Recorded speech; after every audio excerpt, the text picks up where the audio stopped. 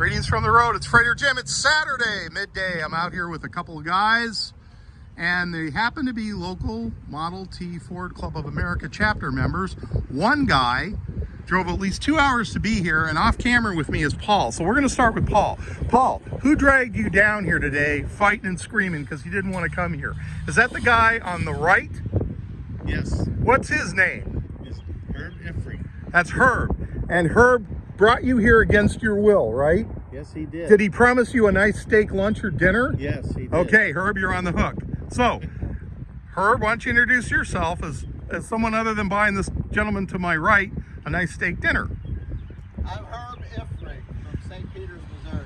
Okay, and you're associated with the local Model T Club? No, I'm an MTFCA member. Okay, and next to him is the famous or infamous Jay Corman. Jay Corman is involved in several Model T Facebook groups. Jay, how far did you have to come today to be here? I drove 2 hours. 2 hours. And how many Model Ts do you own? I have 4, sir. 4. Okay, so we're going to walk around. They're going to explain to you about this 1925 Model T telephone truck. This is a tribute truck. It was actually built starting in 1961, finished in 63. It has a 25-year serial number engine, but they called it, a 23 serial number engine, but they call it a 25 because of the size of the wheels. So you guys, I'll have you take it from there. Paul's going to move with me as we walk. So let's pop that bonnet and see what we got under the hood. And Herb can explain. What are we looking at, Herb? We're looking at a Model T engine. It's a starter engine. It's got a few modifications on it, but it's the real deal as far as a Model T block and engine. Okay, so do you see anything there of interest? Well, I see this exhaust manifold thing that I don't understand. What kind of belt is that right here? Well, I bet that's a leather belt. No, that's a fabric belt. It's a fabric belt. Yep. Okay, and it's got a fan on it. Yep. Does this one have a water pump that you see? I'd have to open the other side to tell you. Okay. Yeah, it's got a water pump. Okay, it's got a water pump, Claxton horn. We tried to fire the horn, but the battery's dead. How about those lights? Do they look period correct up here on the... Yeah, they do. All right. But I think the mounts might be wrong. Okay, for 25. Okay, so let's back up here, and Jay's going to open that door. Okay, folks, so we got that pleather roof, which looks... Does that look to be correct to you, Herb? That pleather roof up there on the top? Yeah, I believe that's right. Okay, so let's look at these. The paneling looks... Let's look at this paneling that Herb brought down and threw on here from back in the 70s when he had shag carpeting in his house. So we're going to do that. What about these top bows? Does that look kind of correct there? I believe so. Okay, for the period. And then, of course, how does the steering column look? It looks correct. Okay, so we have a 2-speed... I don't know if it's a Rexall or a Warford, but you see that in there. We have an electric start, right? Right. Okay. And then we look here on the dash. We've got some insignia there. Some badges from some car shows. We got a modern fire extinguisher. Let's look behind there, though. That's what's interesting. Okay. So we're going to look behind.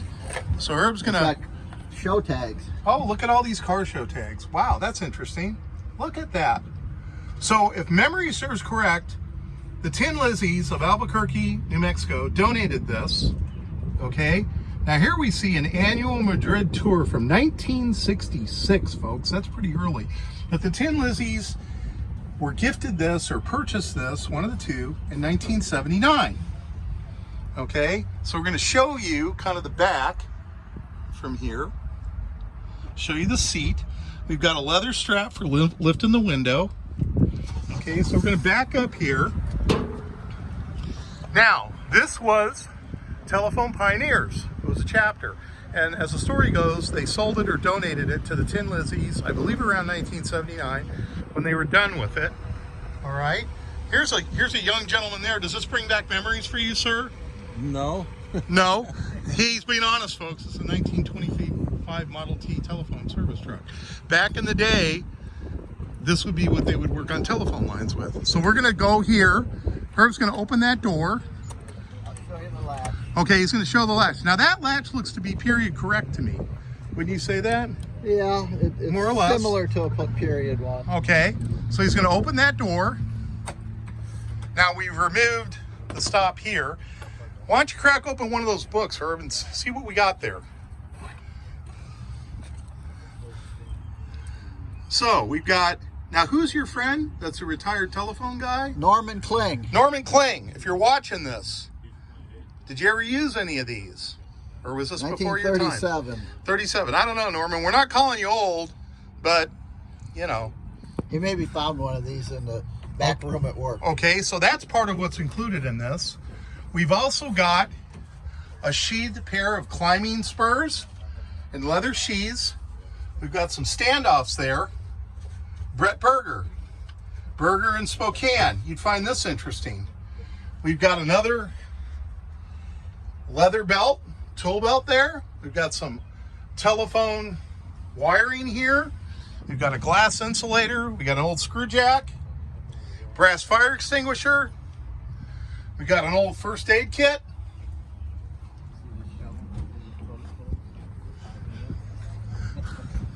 This is something I don't understand. Okay, What are these things? Herb's pointing to a woman. Can't help you there, Herb. Oh, sorry. I thought you were pointing to that lady over there. No. What's this right here? Folks, if you know what this is, post a comment. Does that look like an intake or an exhaust part? I would guess intake. It's aluminum. Okay, so that's kind of thrown haphazardly in the back. We got a screw jack there from the period. Can you believe you would actually dig holes with those shovels? Man, that's when you put in an honest day's work, you know? I can't believe you pick up a telephone pole and put it in there. Can you imagine? After digging it, you wouldn't have any strength. Okay, let's go to these shovels and the ladder on the side. So Herb, what do we got here? Well, it's a scoop shovel for getting way down in the hole, I guess. Right. It's got a 8-foot long handle.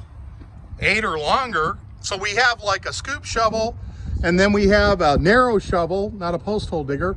What the heck is this thing? It almost looks like a hot stick for electrical, but it's not. I think it's for breaking rock.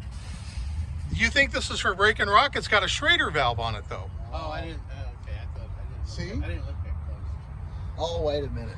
What do you think that is? I think that's just on there for safety. Oh, okay. So you think that, oh my gosh, you're right. Paul's got it right. Look at that, folks. Look at that.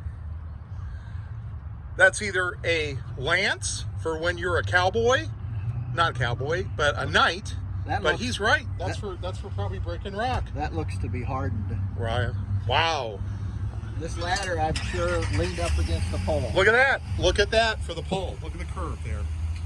And then on the ground here, folks, we have a pair of climbing, I don't know, what would you call those? Climbing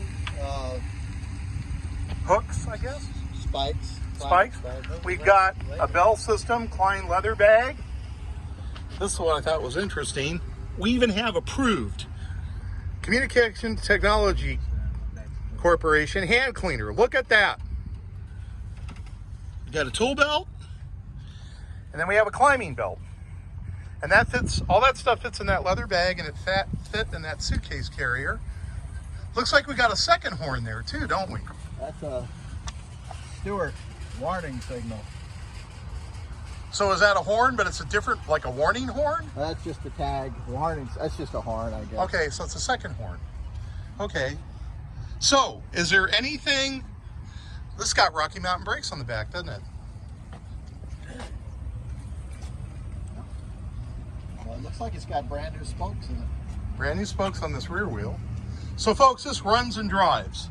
So this is headed for the Model T Museum, located in Richmond, Indiana. Will be on display there as of next week. Again, we're here at Sam's Club.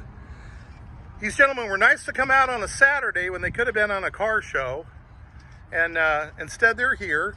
I had snacks, water set out for people. Again, we'll give you a nice front shot of this. Anything that you find of interest, particular interest, either Jay or Herb, before we go? Anything that stands out to you that you find interesting?